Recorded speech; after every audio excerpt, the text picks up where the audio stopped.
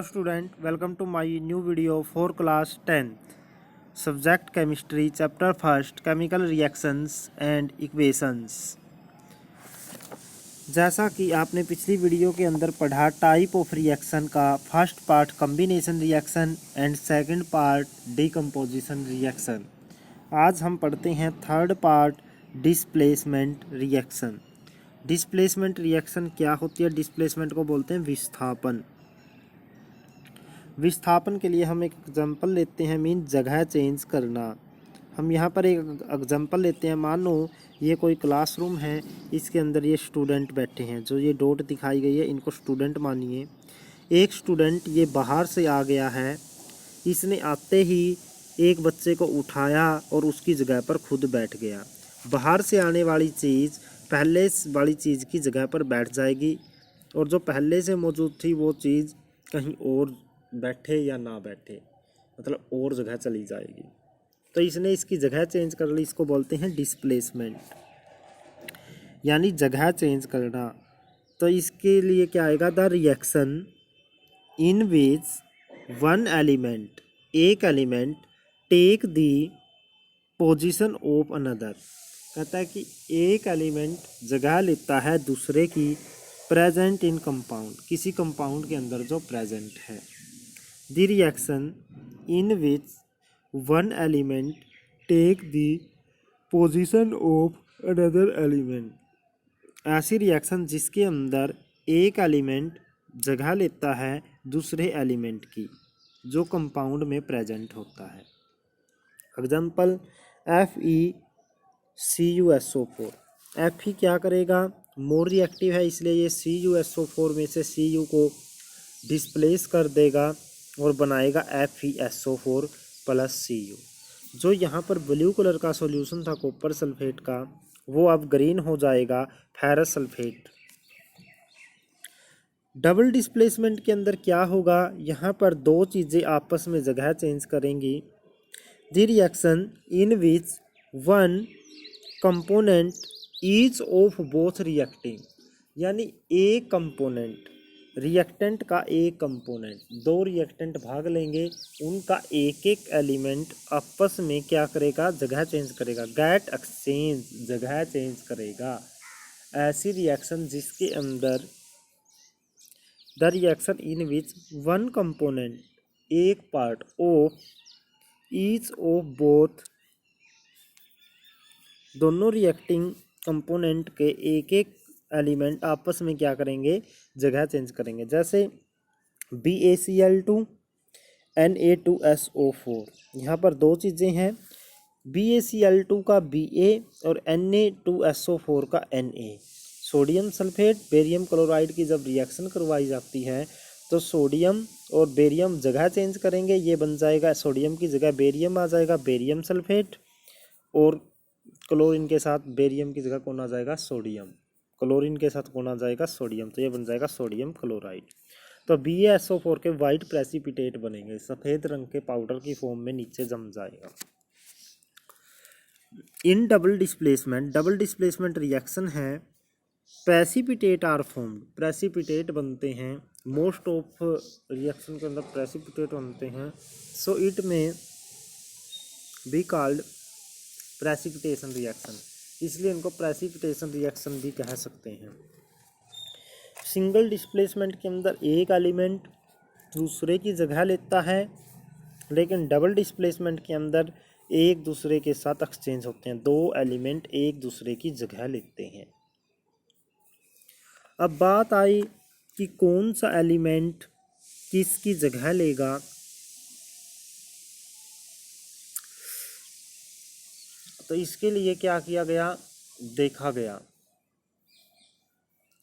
तो उससे पता चला हायर रिएक्टिव मेटल, जो ज़्यादा रिएक्टिव एलिमेंट हैं या मेटल हैं, कैन डिस्प्लेस करते हैं लेस रिएक्टिव एलिमेंट या less reactive metal.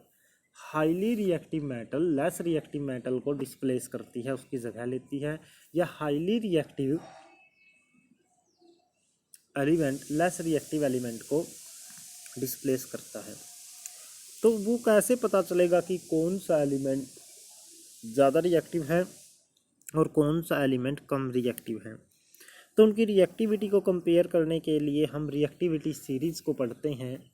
Reactivity series एक सीरीज़ है जिसके अंदर एलिमेंट को उनकी घटती हुई रिएक्टिविटी के अकॉर्डिंग अरेंज किया गया है। यानी सबसे ज़्यादा रिएक्टिविटी वाला सबसे ऊपर पोटासियम, फिर सोडियम, कैल्शियम, मैग्नीशियम, ऐसे करते हुए सबसे लास्ट में है प्लेटिनम। यानी कि इनकी रिएक्टिविटी क्या हो रही है, नीचे की तरफ डिक्रीज। सबसे ज़्यादा रिएक्टिव पोटासियम है और सबसे कम। अब इस सीरीज से कैसे पता चलेगा, इस सीरीज में अगर दो मेटल्स को कंपेयर करना है, जो मेटल दूसरी मेटल से ऊपर है वो उस मेटल को डिस्प्लेस कर सकती है। यानी ऊपर वाली मेटल नीचे वाली मेटल को क्या कर सकती हैं, डिस्प्लेस कर सकती हैं। जैसे यहाँ पर जिंक है, जिंक आयरन को डिस्प्लेस कर सकती है, जिंक लेड को, लेकिन लेड आयरन को डिस्प्लेस नहीं कर सकती क्योंकि लेड नीचे है, वो कम रिएक्टिव है। नीचे वाली मेटल ऊपर वाली को डिस्प्लेस नहीं कर सकती, लेकिन ऊपर वाली मेटल नीचे वाली मेटल को क्या कर सकती हैं, displace. Upper in reactivity series can displace lower in reactivity series. Reactivity series में ऊपर पाई जाने वाली मेटल नीचे पाई जाने वाली मेटल को क्या कर सकती हैं, डिस्प्लेस कर सकती हैं। अब हम एक एग्जांपल लेते हैं। एक बर्तन के अंदर हमने CuSO4 का सॉल्यूशन डाला जो ब्लू है कलर के अंदर। उसी बर्तन के अंदर फिर हमने एक आयरन नेल गिराई। कुछ देर के बाद देखोगे कि बर्तन का जो ब्लू कलर का सॉल्यूशन था वो ग्रीन हो जाएगा। तो ऐसा क्यों है, इसके लिए मैं आपको एक रिएक्शन दिखाता हूँ। क्योंकि आयरन कॉपर से ज़्यादा रिएक्टिव है, तो ये आयरन कॉपर की जगह ले लेगा, डिस्प्लेस कर देगा, FeSO4 बनाएगा। जो सॉल्यूशन का ब्लू कलर था अब वो फेरस सल्फेट के कारण कैसा हो जाएगा, ग्रीन, और कॉपर नीचे तली में बैठ जाएगा बर्तन के नीचे।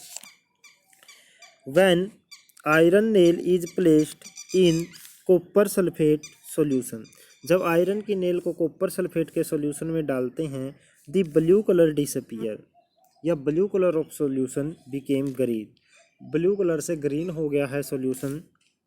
Iron is more reactive, iron ज़्यादा रिएक्टिव है, सो इट डिस्प्लेस कॉपर, इसलिए इसने कॉपर को डिस्प्लेस कर दिया है। जो कॉपर सल्फेट था उसकी जगह आयरन सल्फेट बना दिया गया, ferrous sulphate. Copper deposit at the bottom of the container, और कॉपर कहाँ चली गई है, ये क्वेश्चन पेपर में कई बार आता है। What happen when iron nail is placed in copper sulphate solution. क्या जिंक आयरन सल्फेट को डिस्प्लेस कर सकेगा, इसके लिए हमें देखनी पड़ेगी रिएक्टिविटी सीरीज। जिंक आयरन से ऊपर है, तो जिंक आयरन से ऊपर है तो जिंक आयरन को क्या कर सकता है, डिस्प्लेस कर सकता है। तो रिएक्शन ये होगी। क्या आयरन जिंक को डिस्प्लेस कर सकता है, नहीं, क्योंकि आयरन जिंक से नीचे पाया जाता है रिएक्टिविटी सीरीज में, इसलिए आयरन कम रिएक्टिव है, तो ये रिएक्शन नहीं होगी। क्या कॉपर आयरन सल्फेट को डिस्प्लेस कर सकता है, कॉपर नीचे पाया जाता है रिएक्टिविटी सीरीज में, कॉपर नीचे है और आयरन ऊपर है, यानी कॉपर कम रिएक्टिव है, इसलिए कॉपर आयरन सल्फेट से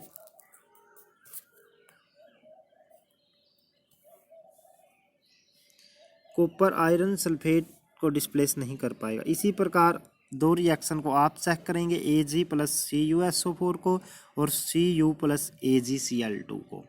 रिएक्टिविटी सीरीज से मैच करके देखिए और फिर आंसर दीजिए।